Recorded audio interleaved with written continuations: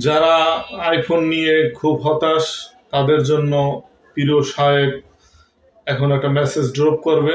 তো শুনি দেখি কি বলে প্রিয় সাহেব। আইফোন 16 প্রো ম্যাক্স কিনতে না পেরে যারা হতাশ, তোমাদের উদ্দেশ্যে আমি একটা মেসেজ ড্রপ করতে চাই। আর জি, সেটা হচ্ছে, করেন মেসেজ ড্রপ করেন। Brand be a brand.